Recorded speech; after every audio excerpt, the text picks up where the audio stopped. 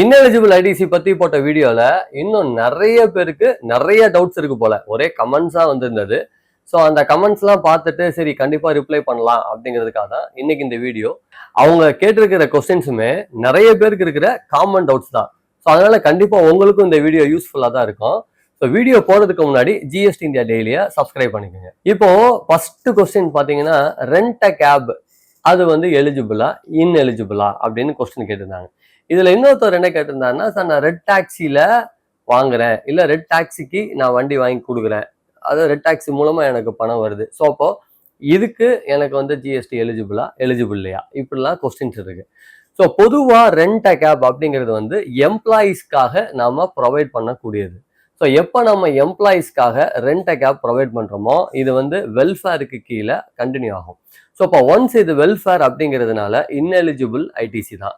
So இப்போ rent அ கேபே நீங்கள் கொடுத்தாலும் ஃபார் பிஸ்னஸ் பர்பஸ் தான். என்ன பண்ணுவீங்க, ஆஃபீஸுக்கு அவங்கள வீட்டிலேருந்து பிக்கப் பண்ணுறாங்க, திரும்ப ஆஃபீஸ்லேருந்து வீட்டில் ட்ராப் பண்ணுறாங்க. ஸோ இது கண்டிப்பாக பிஸ்னஸ் பர்பஸ் தான் சார் அப்படின்னு நீங்கள் சொன்னால் கூட இதுக்கும் பிளாக்டு கிரெடிட் கீழே தான் வருது. So rent a cab it is not eligible ITC. So அதே போல் சார் நான் ரெட் டாக்ஸியில் ஓட்டுறேன், இல்லை ஓலாவில் ஓட்டுறேன், இல்லை ஊபரில் ஓட்டுறேன் அப்படின்னு வச்சுக்கோங்க.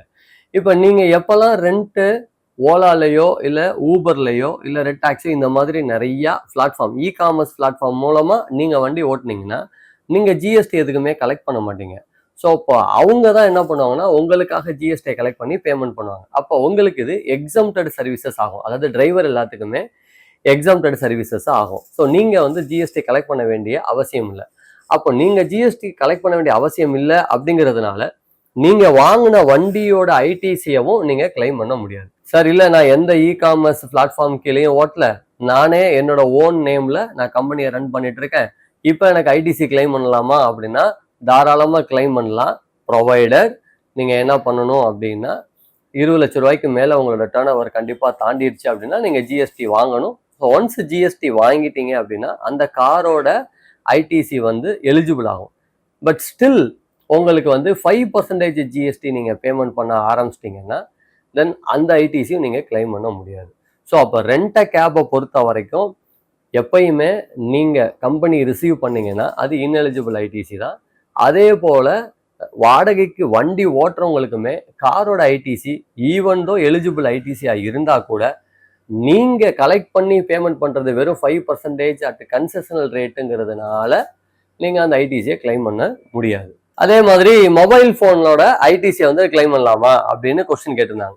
இந்த மொபைல் ஃபோன் அப்படிங்கிறது ஈவன் தோ உங்களோட பிஸ்னஸ் பர்பஸ்க்காக கொடுத்துருந்தாலுமே அந்த எம்ப்ளாயிஸ் பர்சனல் யூஸ் ஆப்வியஸாக யூஸ் பண்ணுவாங்க. அதனால நீங்கள் 100% அவைல் பண்ணாமல் 50% அவைல் பண்ணுறது ஓரளவுக்கு நமக்கு பெனிஃபிட்டாக இருக்கும். ஸோ 50% நம்ம ரிவர்சல் பண்ணிட்டோம் அப்படின்னா நம்ம என்ன சொல்லலாம்னா partial we use for consider as business use and பார்சியலாக நாங்கள் பர்சனல் யூஸ்க்காக யூஸ் பண்ணுறோம் அப்படிங்கிற மாதிரி நம்மளே டீம்டு டு பி ரிவர்சல் பண்ணுறது நல்லது. அதே மாதிரி நான் ஃபேக்ட்ரி பில்டிங் தான் சார் கட்டுறேன், ஃபேக்ட்ரி பில்டிங்க்கு நான் சிமெண்ட் வாங்குறேன், ஸ்டீல் வாங்குறேன், இல்லை ஒர்க்ஸ் கான்ட்ராக்ட் கொடுக்குறேன், இது ஏன் சார் இன்எலிஜிபிள் அப்படின்னு சொல்லி கேட்குறாங்க. ஆக்சுவலாக சர்வீசஸ் எப்பயுமே எப்போ எண்ட் ஆகுதோ அப்போ என்ன ஆகிடும் அப்படின்னா நீங்களே அதை யூஸ் பண்ணிட்டீங்கன்னு அர்த்தம். ஸோ எப்போ நம்ம யூஸ் பண்ணாமல் அதை ஃபர்தரன்ஸ் ஆஃப் சப்ளை இருக்கோ அப்போ மட்டும்தான் நீங்கள் இன்புட் டேக்ஸ் கிரெடிட் எடுக்க முடியும். சே ஃபார் எக்ஸாம்பிள் இப்போ நம்ம ஹோட்டல் புக் பண்ணுறோன்னு வைங்க. இப்போ இந்த ஹோட்டல் நம்ம புக் பண்ணும்போது நம்ம என்ன பண்ணுறோன்னா வி யூஸ்டு, அதாவது ஆல்ரெடி ரெண்டரிங் த சர்வீசஸ்ன்னு சொல்லுவாங்க. ஸோ இப்போ ரெண்டரிங் சர்வீசஸ் எங்கே அப்படின்னு பார்த்தீங்கன்னா when you are staying. So ஒரு தடவை நீங்கள் ஸ்டே பண்ணிட்டீங்கன்னா அந்த சர்வீசஸ் நீங்கள் கன்சியூம் பண்ணிட்டீங்க அப்படின்னு அர்த்தம். ஸோ அப்போ இது கிட்டத்தட்ட அந்த சர்வீசஸ் எண்ட் ஆயிடுச்சு, நீங்கள் அதை கன்சியூம் பண்ணிட்டீங்க. ஆனால் என்ன பர்பஸ்க்காக கன்சியூம் பண்ணீங்க அப்படின்னு பார்த்தீங்கன்னா உங்களோட பிஸ்னஸ் பர்பஸ்க்காகவா இல்லை பர்சனல் யூஸா அப்படிங்கிறத நம்ம ஐடென்டிஃபை பண்ணுவோம்.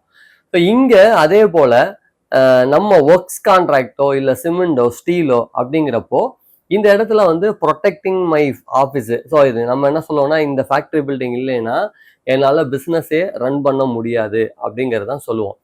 பட் ஃப்ரம் த பிகினிங் நீங்கள் சர்வீஸ் டேக்ஸ் பீரியட்ல இருந்தே இந்த construction of building or works contract fully ineligible ஐடிசியாக தான் இருக்குது. அதை நம்ம என்ன பண்ண முடியாதுன்னா கிளைம் பண்ணவே முடியாது.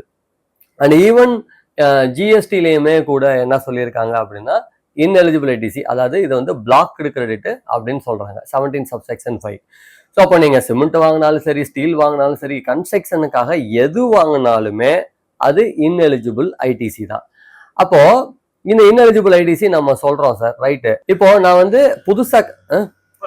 புதுசா கன்ஸ்ட்ரக்ஷன் மட்டும் பண்ணல, கன்ஸ்ட்ரக்ஷன் முடிஞ்சதுக்கு அப்புறம் ஒரு 3-4 இயர்ஸ்க்கு அப்புறமா நான் ரெனோவேஷன் பண்றேன், அதாவது டைல்ஸ் வாங்குறேன், பெயிண்ட் அடிக்கிறேன்.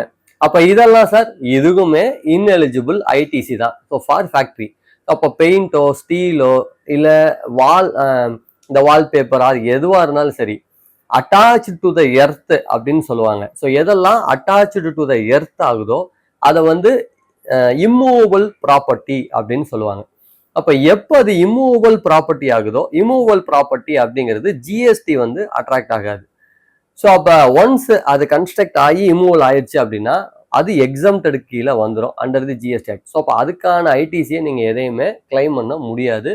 ஸோ அது ஃபர்தரன்ஸ் ஆஃப் சப்ளை இருந்தாலும் சரி, இல்லைனாலும் சரி, அதனால இது ஃபுல்லி ineligible ITC தான். அதை நீங்கள் கிளைம் பண்ணவே முடியாது. அதே போல் ஃபேக்ட்ரிஸில் வந்து பார்த்தீங்கன்னா நம்ம மெஷினரி யூஸ் பண்ணுறோம், பிளான்ட் அண்ட் மெஷினரின்னு சொல்லுவோம். ஸோ மேனுஃபேக்சரிங் பர்பஸ்க்காக வாங்கக்கூடிய பிளான்ட்டோ மெஷினரியோ அதையும் நம்ம ஐடிசியாக எடுத்துக்க முடியும். அல்லது ஆஃபீஸ் எக்யூப்மெண்ட்ஸ் அப்படின்னு சொல்லுவோம், கம்ப்யூட்டரு, பிரிண்டரு, இதை நம்ம ஐடிசி எடுத்துக்கலாமான்னா தாராளமாக அதையும் நம்ம எடுத்துக்கலாம். இது மட்டும் இல்லாமல் சார் நான் வந்து ஃபர்னிச்சர்ஸ் யூஸ் பண்ணுறேன், அதாவது சேர்ஸ் வாங்கியிருக்கிறேன், இதெல்லாம் ஆஃபீஸ் யூஸ்க்காக வாங்கியிருக்கேன், அதோட ஐடிசி எடுக்க முடியுமா? தாராளமாக நீங்கள் ஐடிசி எடுக்கலாம்.